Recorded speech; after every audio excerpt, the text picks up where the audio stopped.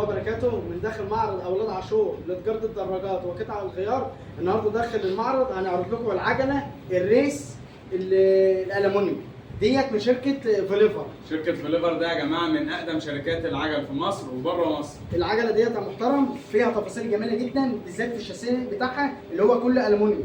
الشاسيه من قدام عريض ونازل بسحبه لورا ماشي مع الستايل بتاع العجله. برضو هنا يا جماعه الشاسيه برضو نازل مربع من فوق ونازل واخد كيرف معدي منه الكاوتش، منظر تحفه ومنظر جمالي. وهنا كمان مفيش عصفوره للتيش، هنا ماسوره الكرسي ماسكه بمسمار في قلب الشاسيه اللي اول مره تنزل برضو. العجله ديت برضو فيها مزايا كتير، ان فيها 4 مقابض فرامل على الجدون، 2 ورا و2 امامي.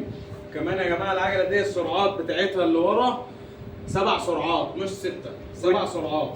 وفيها برضو يا جماعه ترسين نقل امامي، والترسين الامامي دول ترسين كبار، وطبعا كل ترس ما بيكبر مع ترس اصغر بيدي سرعه اكتر.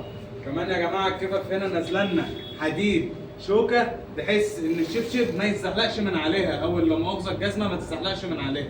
اللي بفضل الله يا جماعه العجله دي متاح داخل محل اولاد عاشور داخل مركز ومدينه شربين، متوفر منه لونين، وقطع الغيار العجله دي متوفره ومتقفله تقفيل يدوي داخل المحل.